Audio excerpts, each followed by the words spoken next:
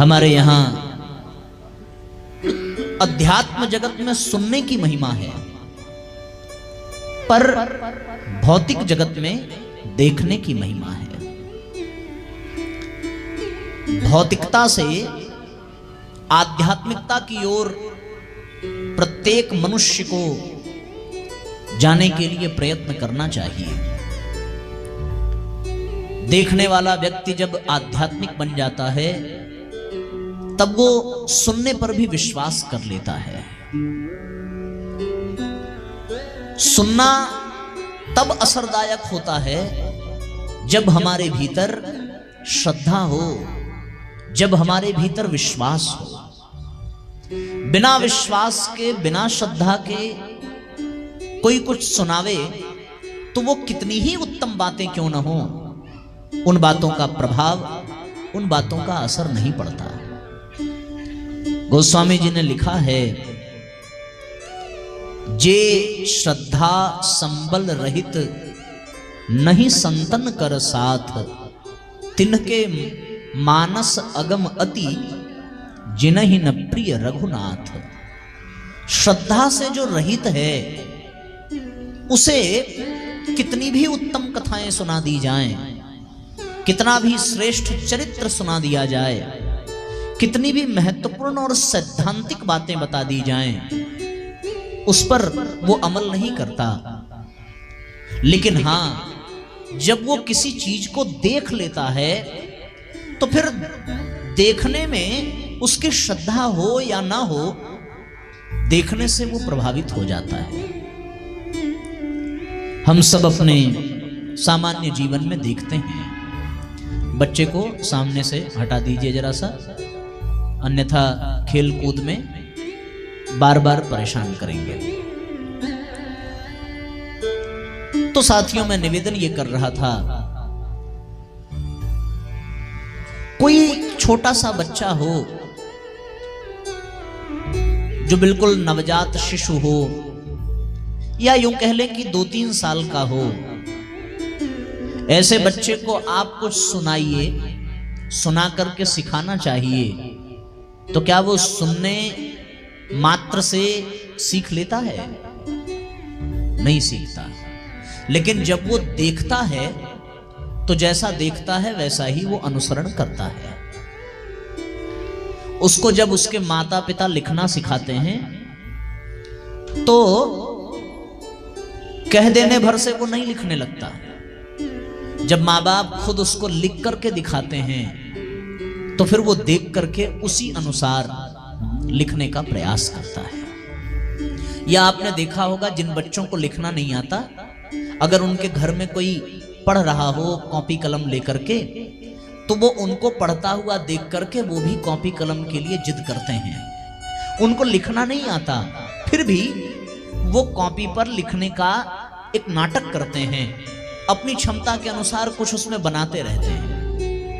आपने ये भी देखा होगा कि कोई बच्चा है, उसको मोबाइल चलाना बिल्कुल नहीं आता, लेकिन वो दूसरों को मोबाइल चलाता हुआ देखता है तो किसी भी सामान को उठाकर अपने कान से लगा करके बात करने का नाटक करता है, बात करने की एक्टिंग करता है, क्योंकि वो वैसा देख रहा है। देखने का उसके ऊपर बड़ा प्रभाव पड़ रहा है। अब उसको बहुत शिक्षा दी जाए, बहुत सुनाया जाए, तो उस बच्चे को सुनने से कोई लाभ नहीं मिलेगा।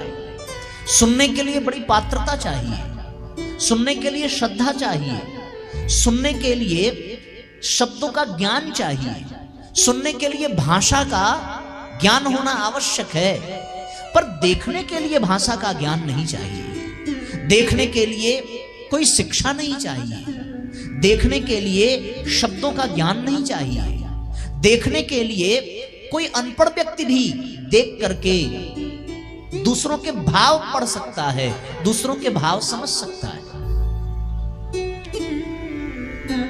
तो साथियों, हम सबके ऊपर सामान्यतया सुनने से ज्यादा देखने का प्रभाव पड़ता है। आपने रामचरितमानस की किताब भी पढ़ी होगी या राम कथा में सुनी होगी। पर है वही राम कथा, है वही किताब, है वही ग्रंथ जिसे गोस्वामी जी ने लिखा है। और वही रामायण सीरियल के रूप में टीवी पर आ जाए और आपके सामने तीनों व्यवस्थाएं हों। एक, आपके पास वो रामचरितमानस का ग्रंथ पढ़ने के लिए हो। दूसरा, वो रामचरितमानस आपको कोई गा करके सुना रहा हो। और तीसरा, आपके सामने टीवी में रामायण का सीरियल चल रहा हो। स्वभावतः मनुष्य की वृत्ति किसकी ओर ज्यादा जाएगी? पढ़ने से ज्यादा सुनने में जाएगी, और सुनने से ज्यादा उसको टीवी में देखने का मन करेगा। बहुत से लोगों का कल्याण रामचरितमानस का अध्ययन करके हुआ है। बहुत सारे लोगों का कल्याण राम कथा सुनकर के हुआ है। लेकिन बहुत अधिक लोग ऐसे हैं जो रामचरितमानस के कलाकारों के रूप में भगवान राम के चरित्र को रामायण के रूप में टीवी सीरियल के रूप में देख करके अपने जीवन में परिवर्तन ला सके। देख करके बहुत असर पड़ता है, देखने से बहुत लाभ मिलता है। इसी कारण से भगवान ने अर्जुन को बहुत गीता सुनाई है। लेकिन एक समय के पश्चात भगवान को भी यह अनुभव होने लगा कि सुनाने से ज्यादा दिखाना ज्यादा प्रभावकारी होगा। तो भगवान ने गीता सुनाई। उसके पश्चात भगवान ने अपने विराट स्वरूप का अर्जुन को दर्शन कराया। और अर्जुन ने जब साक्षात भगवान श्री कृष्ण को विराट स्वरूप में उनका दर्शन किया, तब अर्जुन भगवान की पूर्ण रूपेण शरण में आ गए। जब तक भगवान केवल सुना रहे थे, तब तक अर्जुन तर्क वितर्क कर रहे थे। कभी कोई प्रश्न करते, कभी कोई प्रश्न करते। पर जब भगवान ने अपने विराट स्वरूप का दर्शन करा दिया, अर्जुन को देखने को मिल गया, तो देखने के पश्चात सारी शंकाएं, सारे संदेह, सारे मोह, भ्रम सब नष्ट हो गए। अर्जुन ने फिर स्वयं कहा है, नष्टो मोहः स्मृतिर्लब्धा। मुझे मेरी स्मृति वापस मिल गई है, मेरा मोह नष्ट हो गया है। तो साथियों, सुनी गई बातों से ज्यादा देखी गई बातों पर विश्वास होता है। न्यूज़पेपर लेकर के पढ़ना और न्यूज चैनल में, टीवी में न्यूज देखना, दोनों में ज्यादा आनंद किसमें आएगा? पढ़ने में या न्यूज देखने में? स्वाभाविक है, देखने में ज्यादा रस मिलेगा, देखने का मन ज्यादा करेगा। हमारे यहां देखने पर विश्वास किया जाता है, सुनने पर होता तो है विश्वास, पर वो विश्वास तभी होगा जब श्रद्धा होगी, जब सुनने के लिए भाषा का ज्ञान होगा।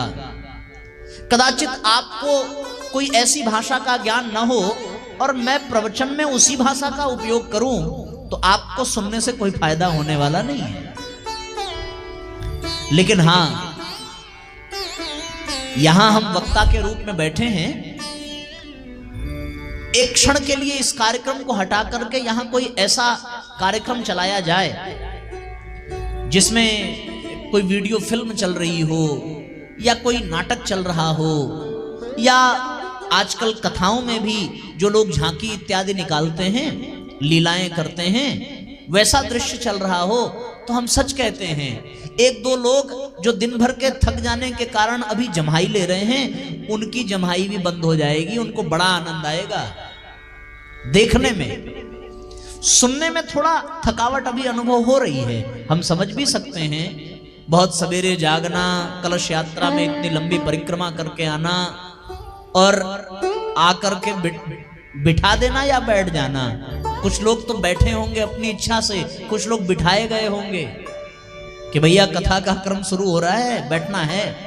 कुछ दबाव में, कुछ संकोच में बैठे होंगे। तो ये जो थोड़ी सी उबासी आ रही है, थोड़ा सा मन इधर उधर भाग रहा है, ये केवल इसलिए क्योंकि आपको सुनना पड़ रहा है। अगर आपको सुनने की बजाय यहां से कुछ दिखाया जाता तो फिर बिल्कुल उबासी नहीं आती, आप तरोताजा अनुभव करते, आपको बड़ा आनंद आता। क्यों? क्योंकि हमारे यहां देखने की परंपरा है। विवाह से पहले लड़की वालों को लड़के की कितनी भी तारीफ कर दी जाए और लड़के वालों को लड़की की कितनी भी प्रशंसा कर दी जाए, कोई बहुत प्रभाव नहीं पड़ता। यहां तो देखने की एक रस्म बना दी गई कि नहीं, देखने वाला एक रस्म हो जाए, उसी बहाने लड़की वालों को भी देख लें, उसी बहाने लड़के वालों को भी देख लें। तो देखने वाले केवल लड़की और लड़के को ही नहीं देखते, देखने वाले लड़की वालों के परिवार को भी देखते हैं, उनकी व्यवस्था को भी देखते हैं, उनके स्टेटस को भी देखते हैं, उनके घर जाने पर उनकी स्वच्छता कैसी है, उनकी सुव्यवस्था कैसी है, उनकी विधि व्यवस्था कैसी है, उन्होंने कितने खाने पीने की सामग्री बनाई है। सब भले कोई खाए या ना खाए, पर दृष्टि पड़ जाती है कि कितनी चीजें बनी हैं। और जब देख लेते हैं तब संतुष्टि मिलती है, हाँ भैया रिश्ता बढ़िया है। फोटो में भी देख करके संतुष्टि नहीं मिलती है, सामने से देखना है, सच में कैसा दिखता है लड़का, सच में उसके परिवार वाले कैसे हैं। सुनने को जो विवाह कराता है उसको क्या बोलते हैं? अगुआ। वो बेचारा घर वालों के परस्पर कितने तालमेल बिठाता है, खूब सुनाता है और बहुत अच्छी अच्छी बातें, लेकिन बात तो तब बनती है जब देखने की रस्म पूरी हो जाती है। और देख करके जब संतुष्टि मिली तो लड़के वालों ने फिर लड़की को कुछ उपहार दिया, लड़की वालों ने कुछ लड़के को उपहार दिया, तब जाकर के रिश्ता साथियों पक्का हो जाता है। देखने की एक रस्म है, देखने से विश्वास बहुत जम जाता है। बाजार में आप चले जाइए, बाजार वाले यही बोलते हैं, जो दिखता है वही बिकता है, दिखेगा तभी तो बिकेगा, उनका अपना एक सिद्धांत है। तो उनके दुकान की जो सबसे अच्छी चीजें होती हैं वो दुकान के ठीक सामने रखते हैं ताकि वो दिखे। कोई अच्छा कपड़ा होगा तो उसको डमी पे पहना करके वो दुकान के बाहर खड़ा कर देंगे, ये अच्छा कपड़ा है, ये दिखेगा तो ग्राहक आएंगे। क्यों? क्योंकि वो जानते हैं दिखाने का ही आजकल चलन है, व्यक्ति दिखा करके दूसरों को प्रभावित कर लेता है। कबीरदास जी ने भी एक बात लिखी है कि कागज की लेखी नहीं, मैं तो आंखों की देखी बोलता हूं। कबीरदास जी का एक बड़ा सुंदर पद है, तू कहे कागज की लेखी, मैं कहूं आंखन की देखी। आंखों का देखा हुआ सुन लेना श्रद्धा है, विश्वास है, पर आंखों से देख लेना अनुभव है, वो अनुभूति में आ जाता है। सुनने से व्यक्ति अनुमान लगा सकता है, उसने सुन तो लिया कि हाँ लड़के का कद इतना ऊंचा है, लड़का इस रंग का है, गोरा है, उसके बाल ऐसे हैं, उसके कान ऐसे हैं, उसकी आंखें ऐसी हैं, उसकी कदकाठी ऐसी है। तो सुन लेने से व्यक्ति अनुमान लगा लेता है, अनुमान। पर वो अनुमान अनुभव में तब बदलता है जब वो सुनी गई बातों को सुनने के पश्चात उसको देख भी ले, तो फिर वो अनुमान अनुभव में बदल जाता है, तब जाकर के पूर्ण विश्वास हो जाता है। इसलिए कागज का लिखा हुआ उससे कहीं ज्यादा प्रमाण इस बात का है आंखों का देखा हुआ। और जब देखने का इतना प्रभाव है और चारों ओर देखने का इतना असर है तो साथियों लोग दिखाना भी चाहते हैं, फिर यहीं से दिखाने की परंपरा प्रारंभ हो जाती है। व्यक्ति खूब दिखाना चाहता है, जो दिखाने लायक नहीं है उसे वो छुपाना चाहता है, और जो दिखाने लायक है उसे वो दिखाना चाहता है और बढ़ चढ़ करके दिखाना चाहता है। फिर हमारे समाज में ऐसा है कि जिसके चेहरे थोड़े सांवले से हैं वो दिखाने के लिए उसमें खूब लिपाई पुताई करता है ताकि वो थोड़ा और गोरा दिखने लगे। जिसकी ऊंचाई थोड़ी कम है वो अपने जूते अपने चप्पल थोड़े ऊंचे साइज के पहनते हैं ताकि वो लंबे दिखने लगे। जिनके थोड़े पैसे कम हैं वो उसका और प्रदर्शन करते हैं ताकि दुनिया के ऊपर ये प्रभाव जमे कि हम सबकी नजर में पैसे वाले हैं। फिर एक दिखाने की परंपरा चल पड़ती है, जिसके बाल सफेद होने लगे, समाज को वो बाल काले दिखें, तो फिर वो बालों की रंगाई करना प्रारंभ कर देता है। एक दिखाने की परंपरा चल पड़ी है सब जगह, कितना अच्छे से अच्छा अपने आप को दिखाया जाए। और जो दिखाने में सफल हो जाता है वो लाभ पाता है, ऐसी बात भी है। दिखाने के लिए व्यक्ति परेशान है, अपने आप को खूब दिखाना चाहता है। पर साथियों, उसका ये दिखाना तभी तक सही है जब तक उसकी पोल न खुल जाए, जब तक उसके रहस्य का पता न चल जाए। जैसे मेकअप कितना भी कर लिया जाए, पर पसीने की बूंदें जब बहने लगती हैं तो सारे मेकअप बिगड़ जाते हैं। कितना भी क्रीम लगा हो, कितना भी पाउडर लगा हो, एक बार रुमाल से पोंछ लिया तो वो फिर सुंदरता पर थोड़ी कमी आ जाती है। तभी तक दिखना सार्थक है जब तक पोल न खुल जाए, जब तक रहस्य का पता न चल जाए। दिखावट करना आसान है, पर जैसा हम दिखाना चाहते हैं वैसा सच में बनना बहुत मुश्किल है। असंभव नहीं है, मुश्किल है। रावण साधु दिखना चाहता है, साधु बन नहीं पाया। उसने साधु का भेष बना लिया, साधु का रूप बना लिया रावण ने, पर वो साधु बन नहीं पाया। भेष बना लेना आसान है, पर वास्तव में बन जाना बहुत कठिन है। जैसा हम दिखना चाहते हैं वैसे ही अगर हम बन जाएं, बात बन जाएगी। पर साथियों, दिक्कत यहां है कि हम हैं कुछ और, हम दिखना कुछ और चाहते हैं। पर ये छल है, ये छल तभी तक सफल है जब तक हमारे दिखावट की पोल न खुल जाए, जब तक हमारे दिखावट की चोरी पकड़ी न जाए। रावण को तभी तक साधु माना गया जब तक वो भिक्षा मांगता रहा, पर जब उसने माता सीता का हरण कर लिया तो वो साधु के भेष में है, फिर भी अब कोई उसे साधु नहीं मानता।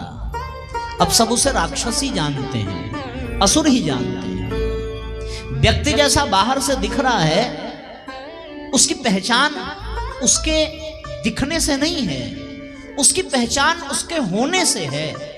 होने और दिखने में अंतर नहीं होना चाहिए। हम जैसे हैं वैसे ही दिखने का प्रयास करें, अथवा जैसा दिखना चाहते हैं वैसे हम हो जाएं, वैसे हम बन जाएं, तो साथियों बात बन जाएगी। पर हमारे जीवन में जितनी भी विडंबनाएं हैं, जितनी भी परेशानियां हैं, जितनी भी दिक्कतें हैं, जितनी भी समस्याएं हैं, उसका एक बहुत बड़ा कारण यह है कि हम जैसे हैं वैसे दिखते नहीं हैं, और जैसे दिखना चाहते हैं वैसे हम बन नहीं पा रहे हैं। इसलिए तो कथनी और करनी एक हो जाए, व्यक्ति एक हो जाए, भीतर से भी एक हो जाए, बाहर से भी एक हो जाए। बाहर से वो कुछ और दिख रहा है, अंदर से कुछ और दिख रहा है, तो फिर जीवन में कभी शांति नहीं मिलती, जीवन में कभी सुकून नहीं मिलता, जीवन में कभी आनंद नहीं मिलता। जिसमें दिखावट हो, जिसमें दिखाने की भूख हो, फिर वो दिखाने के लिए अपने भीतर अपनी दिखावट के लिए कुछ बनावट भी करता है। बिना बनावट के दिखावट हो नहीं सकती। वो दिखने के लिए कुछ अपने आप को बनाएगा। दिखावट करे तो उसके लिए भैया बनावट करनी पड़ेगी। और एक बात मैं आपसे कहूं, बनावट करने का मतलब ही हो गया कि वो व्यक्ति मिलावट कर रहा है। वो मिलावट करेगा तभी तो बनावट होगी, और बनावट करेगा तभी तो दिखावट होगी। दिखावट के लिए बनावट, बनावट के लिए मिलावट, मिलावट करता है वो। फिर उसने जो मिलावट की है, उसने जो बनावट की है, उस रहस्य का किसी को पता ना चल जाए, इसलिए वो थोड़ी सी उसके जीवन में रुकावट भी होती है।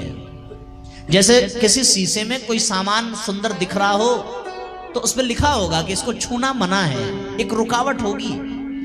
कहीं किसी ने छू दिया तो वो गिर जाएगा, या उसकी जो सजावट है वो बिगड़ जाएगी, तो उसकी मिलावट का पता ना चल जाए, उसकी सजावट की पोल ना खुल जाए, उसकी बनावट का रहस्य पता ना चल जाए, इसलिए फिर उसके जीवन में कुछ रुकावट होती है।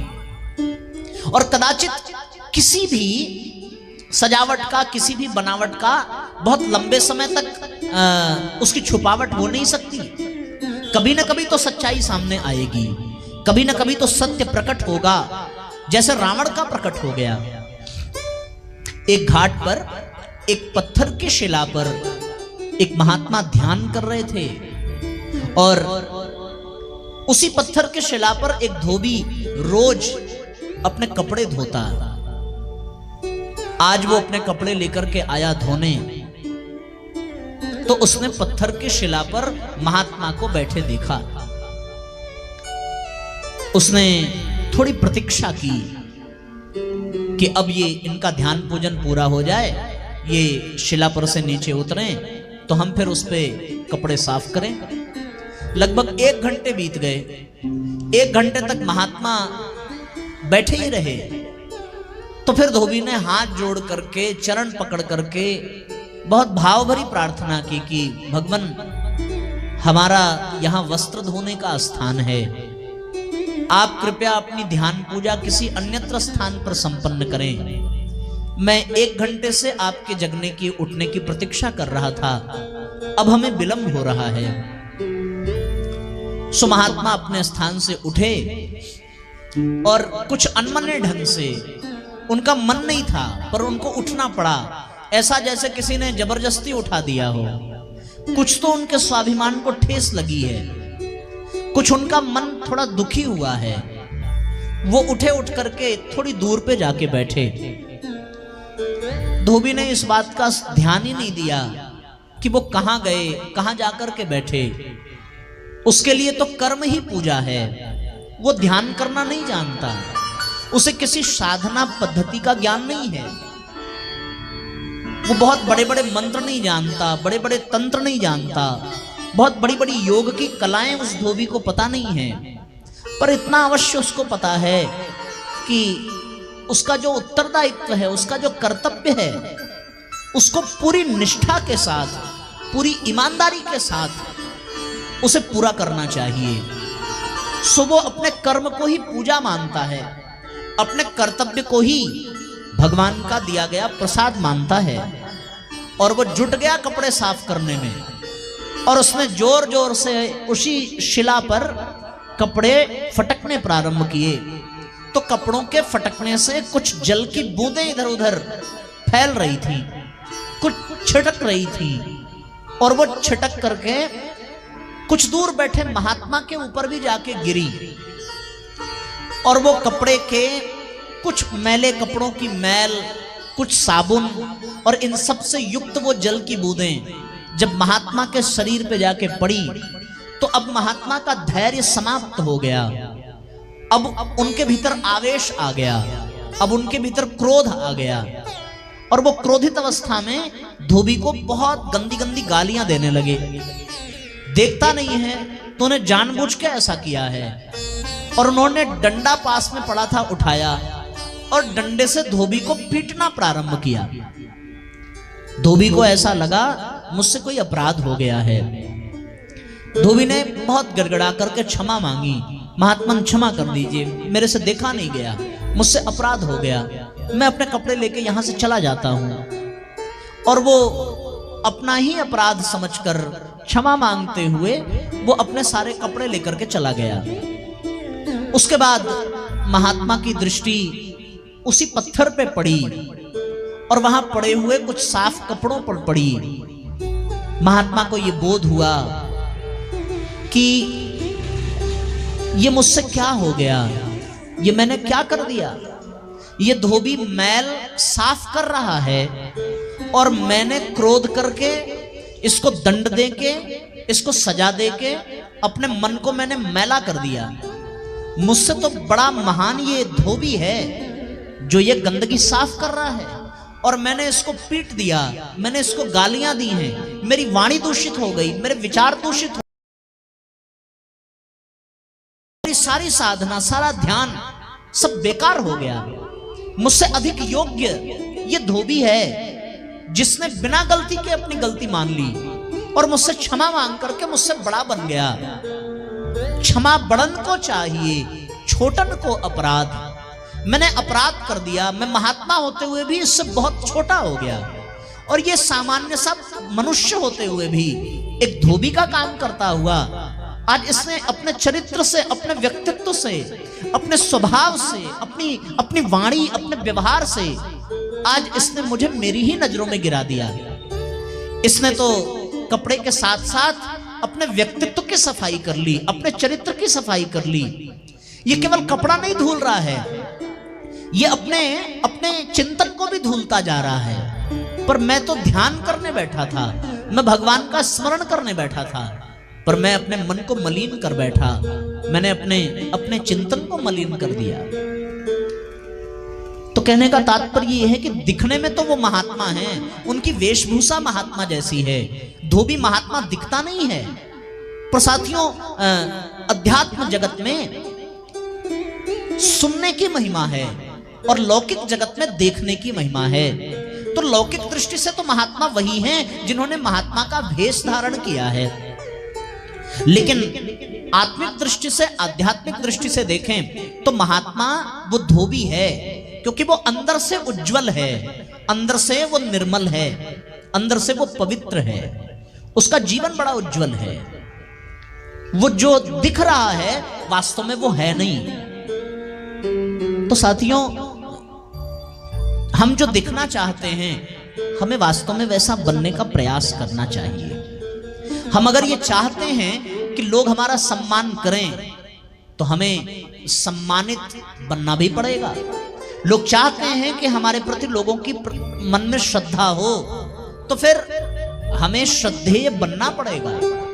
बिना बने हुआ नहीं जा सकता, और जब तक हम होंगे नहीं तब तक हम ज्यादा देर तक दिख नहीं सकते।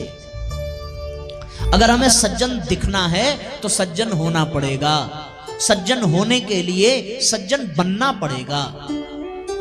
हम जैसे बनेंगे वैसे हो जाएंगे, और जैसे हो जाएंगे वैसे ही दिखने लगेंगे। इसलिए साथियों, दिखाने के लिए दिखावट करनी पड़ती है, पर जब हमारा व्यक्तित्व बिल्कुल वैसा हो जाए जैसा कि हम दिखना चाहते हैं, तब दिखावट नहीं करनी पड़ेगी। तब फिर बिना दिखावट किए ही दुनिया हमारा दर्शन करेगी। हम जैसे दिखना चाहते हैं वैसे बन जाएंगे तो लोग हमको देखेंगे नहीं, लोग हमको हमारा दर्शन करेंगे। जब तक हमारे अंदर दिखावट है तब तक लोग हमें देखेंगे, पर जब हम सच में वैसे बन जाएंगे जैसे हम दिखना चाहते हैं, तो फिर हम लोगों की नजर में दर्शन के योग्य बन जाएंगे। हमें फिर कोई देखेगा नहीं, हमें फिर दर्शन करेगा। देखने और दर्शन में बहुत अंतर है। देखना आंखें फाड़ फाड़ करके देखना होता है, पर दर्शन करने के लिए हाथ जुड़ जाते हैं, मस्तक झुक जाता है, नेत्र सजल हो जाते हैं। देखने में, दर्शन करने में अंतर है। दिखावट जब तक हमारे भीतर है तब तक दुनिया देखेगी, पर जब हमारा व्यक्तित्व सच में वैसा बन जाएगा तो दुनिया हमें देखेगी नहीं, हमारा दर्शन करेगी। फिर हमारे जीवन में बनावट नहीं होगी, हमारे जीवन में फिर रुकावट नहीं होगी, हमारा जीवन फिर धन्य बन जाएगा। इसलिए यहां हम लोग इस 3 दिवसीय कार्यक्रम में इस बात पर चिंतन करें, इस बात पर मंथन करें। पहले तो हमारे सामने एक लक्ष्य हो, हम कैसे दिखना चाहते हैं। हम अच्छे दिखना चाहते हैं या बुरे दिखना चाहते हैं। पर ध्यान रहे, वो दर्शन, वो दिखावट हम केवल शरीर की नहीं कह रहे हैं, आपके मन की, आपके बुद्धि की, आपके चिंतन की, आपके चरित्र की, आपके व्यवहार की, आपके गुणों की, आपके कर्म की, आपकी भावनाओं की, विचारों की, हम कैसे बनना चाहते हैं, अच्छे बनना चाहते हैं या बुरे बनना चाहते हैं, या दोनों बन करके रहना चाहते हैं। कुछ लोगों के ऐसे भी विचार होते हैं कि जो जैसा करेगा हम उसके साथ वैसा ही करेंगे, तो फिर जैसा वो है उसके साथ वैसा करते करते हम वैसे ही बन जाएंगे। रावण ने भगवान की पत्नी का हरण कर लिया, तो जैसा जिसने किया अगर वैसा ही करना था तो भगवान राम भी रावण की पत्नी का हरण कर लेते, हिसाब बराबर हो जाता। लेकिन राम ने वो नहीं किया जो रावण ने किया, क्योंकि भगवान राम को रावण जैसा नहीं बनना है। तो कुछ लोगों की ऐसी धारणा होती है कि जो हमारे साथ अच्छा करेगा हम उसके साथ अच्छा करेंगे, जो हमारे साथ बुरा करेगा हम उसके साथ बुरा करेंगे। तो बुरा करने से वो तो बुरा है, लेकिन आपने बुरा कर दिया तो आपके भीतर की अच्छाई की संभावना खत्म हो गई, आपके भीतर बुराई की संभावना बढ़ गई, बुराइयां बढ़ती चली जाएंगी। फिर बुरे के साथ बुरा करने से बुराइयां बढ़ती हैं। बुरे के साथ भी जो अच्छा करे वही अच्छाई का प्रणेता है, वही अच्छाई का प्रतिनिधि है। अच्छे के साथ तो जानवर भी अच्छा कर देंगे।